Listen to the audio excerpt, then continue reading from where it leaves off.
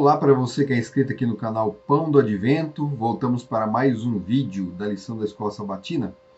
Nós estamos estudando na lição da Escola Sabatina esse trimestre sobre o sofrimento. Então nós temos aqui o título geral da lição, Provados pelo Fogo. Nós falamos sobre os crisóis nas duas primeiras lições aí. E nessa semana nós falamos sobre a gaiola, né? Foi usada a figura de um pássaro na gaiola que aprende a cantar melhor a canção que o dono quer ensinar, quando a gaiola está coberta, ele está nas trevas, na penumbra ali. Sem perder a atenção com outras coisas, o passarinho consegue se concentrar melhor e aprender melhor a música. Uma figura do cristão que, em meio às provas e tentações, consegue desenvolver melhor o caráter, consegue desenvolver o caráter que o autor do homem, o criador do homem, deseja que ele tenha, né? Mas eu quero fazer com vocês aqui, eu não vou analisar os tópicos da lição, todos, eu quero fazer uma reflexão sobre um texto de Mateus, da oração do Pai Nosso, que fala sobre a tentação ou a provação, certo? E isso tem tudo a ver com a lição aqui. E ele é importante análise porque ele vai abranger tudo aquilo que a lição comentou durante a semana. Então o texto em questão é o texto de Mateus, capítulo 6, verso 13, que diz assim: não nos conduzas à tentação, mas livra-nos do mal. Não nos conduzas à tentação. Então você tem aqui nesse verso duas ideias, né? Duas ideias. Na primeira parte, você tem o suplicante dizendo, pedindo ao Pai, não nos conduzas à tentação. Está pedindo, olha, ele não deseja ser conduzido à tentação. E a segunda ideia é a de que o Pai conduz à tentação. E agora, como é que fica isso aí? O pai conduz o seu filho à tentação? Esse tipo de pensamento ele é tão assim polêmico que há alguns anos o Papa Francisco resolveu mudar, né? Eu ainda não entendi bem se foi na própria Bíblia, na tradução da Bíblia Católica, né? Foi dito que essa mudança seria feita apenas lá no italiano, não aconteceria nas outras línguas. Ele mudaria essa parte, esse trecho da oração do Pai Nosso. Então, eu não entendi direito se foi na Bíblia ou se foi nos livrinhos de leitura que eles usam na igreja, né? Bom, independente disso, se foi na Bíblia ou se não foi, o fato é que o Papa ele tentou mudar a tradução para que ela se adequasse ao tipo de entendimento que ele tem do texto. Qual é o entendimento que ele tem? O entendimento de que Deus não conduz os seus filhos à tentação. Deus não faria uma coisa dessa, né? E a gente consegue ver até uma certa lógica, um certo sentido no que ele diz, não nos conduz à tentação. Só que isso de mudar o texto, mudar a forma do texto para resolver uma questão teológica, na verdade não é uma forma muito honesta, né? Só que ao mesmo tempo, né, quando a gente vai olhar as nossas versões da Bíblia em português, nós encontramos esse texto alterado como foi proposto pelo Papa, né? Não alterado porque o Papa propôs. A alteração já havia sido feita aqui, né? Outras pessoas já pensaram também na mesma questão que o Papa Francisco pensou. E aí vem a questão, né? Qual a melhor tradução? Então nós temos, por exemplo, a versão não nos conduz à tentação, na Almeida Corrigida e Fiel, né? Uma versão mais antiga, uma tradução mais antiga da Bíblia, aqui na língua portuguesa, a Almeida. E nós temos na Almeida, a nova Almeida atualizada, não nos deixes cair em tentação, que é a proposta, né, que foi a mesma proposta pelo Papa. Então o Papa não inventou nada, o Papa, na verdade, utilizou algo que já estava sendo feito por outras traduções aí. São duas traduções possíveis, não conduzes e não nos deixes. O problema todo é querer usar a tradução para justificar uma crença, uma doutrina. A gente não faz isso em teologia.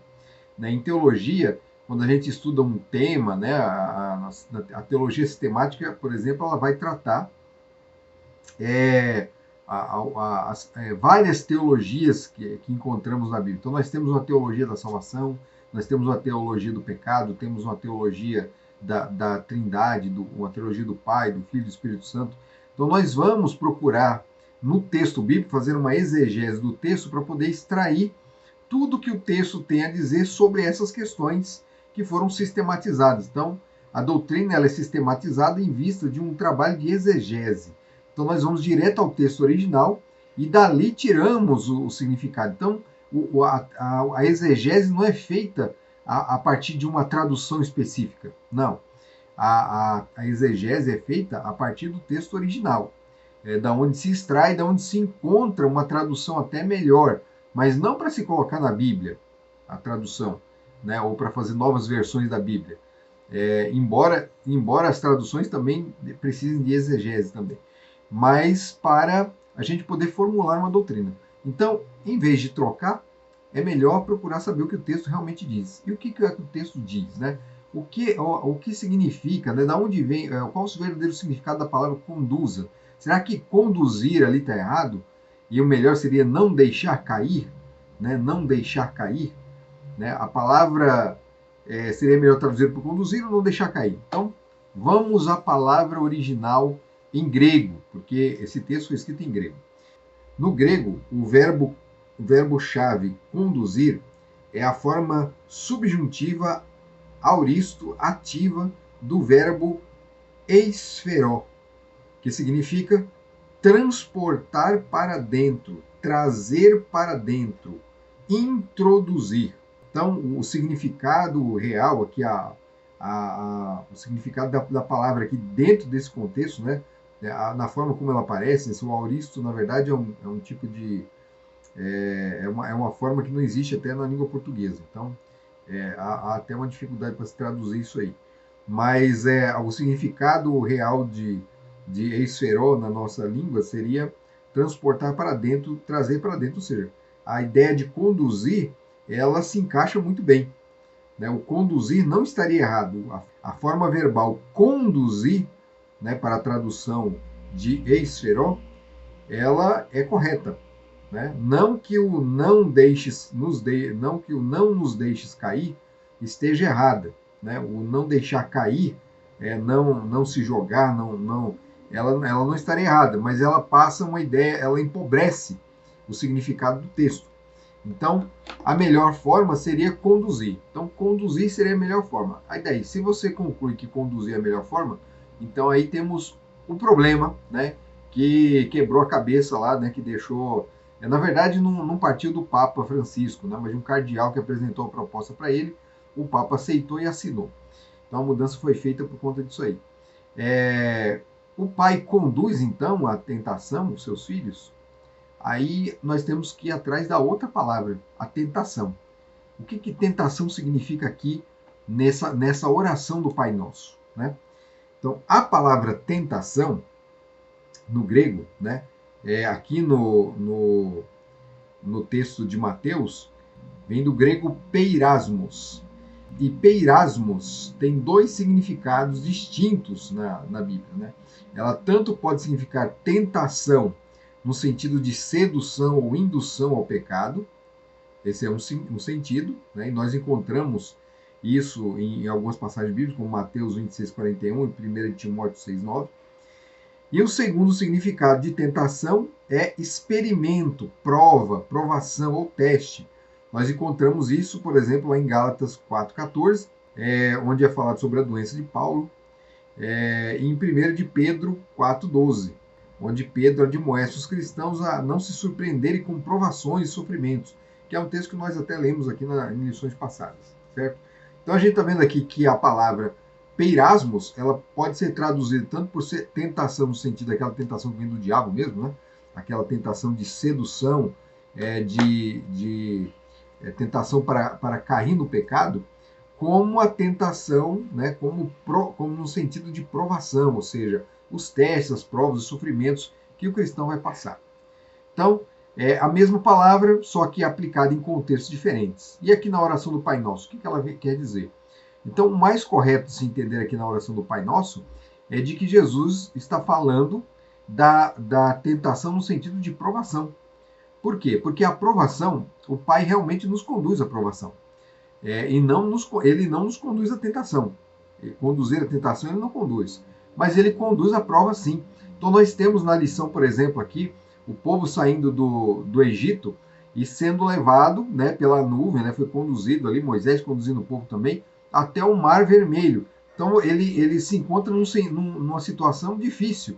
Tem montanhas de um lado, montanhas do outro, o mar na frente e Faraó atrás. E agora? Que situação é essa? Deus estava colocando seu povo à prova, né, para que a fé desse povo fosse testada. E eles atravessaram o mar.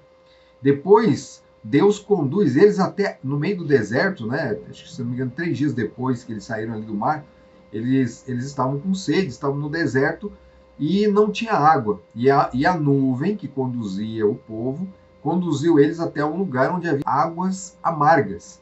E a fé daquele povo foi testada. Depois eles foram conduzidos também para um outro lugar, para Meribá, onde também não havia água. De novo, a fé do povo foi testada. Em todas essas ocasiões, o povo demonstrou falta de fé, porque eles reclamaram, né? Toda vez falavam assim, mas o Senhor, né, Moisés nos trouxe aqui no deserto para morrer de sede, era melhor ter ficado no Egito, né? Outra hora reclamava da fome, porque não tinha comida. E Deus estava sempre ali suprindo tudo, mas eles não percebiam, não enxergavam, porque eles olhavam só para os problemas, para as dificuldades, não conseguiam enxergar Deus fazer por eles. Então Deus nos conduz à prova para que nós possamos desenvolver o caráter. Então, nesse sentido, Deus nos conduz à prova. Só que aí, na oração, tem um ponto, porque aquela pessoa suplicante, ela está pedindo para Deus não fazer isso. Ela está falando, não nos conduzas à tentação, ou seja, não nos conduza, não nos leve à provação. Veja que Jesus mesmo foi levado à provação. Ele foi levado até o deserto pelo Espírito para ser tentado pelo diabo.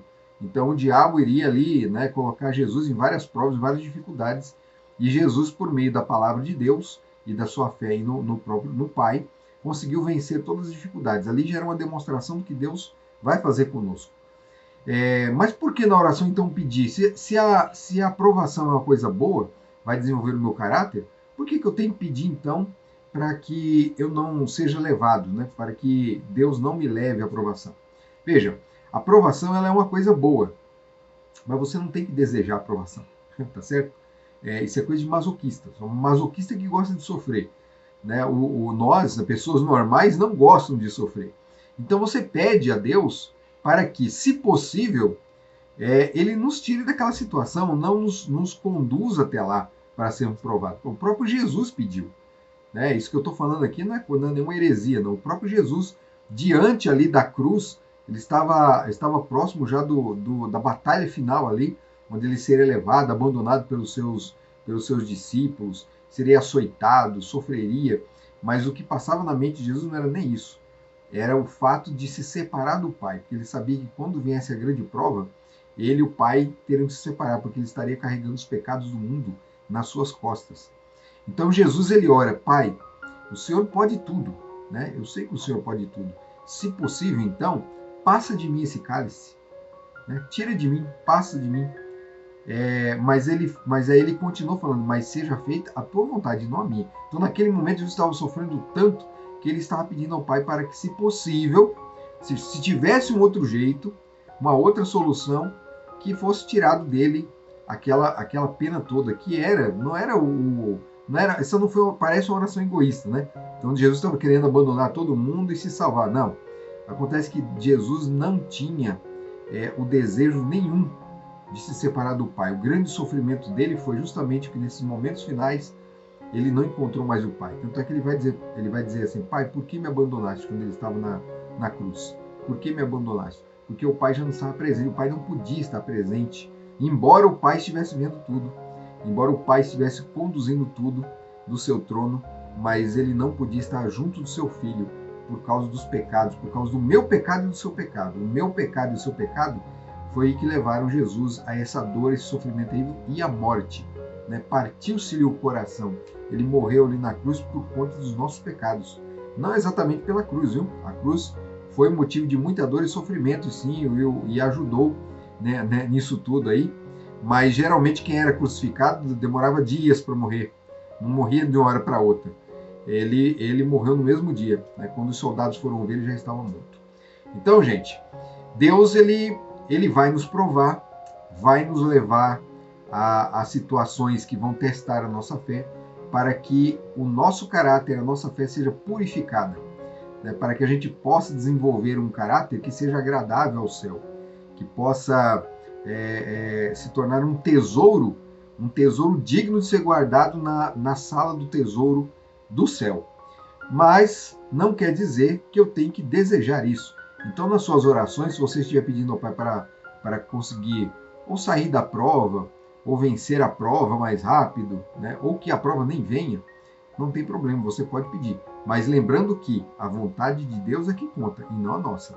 Então, eu aconselho você, complete a sua oração dizendo assim, mas seja feita a tua vontade, Pai, e não a minha. Que Deus abençoe você. Até o próximo vídeo. Tchau.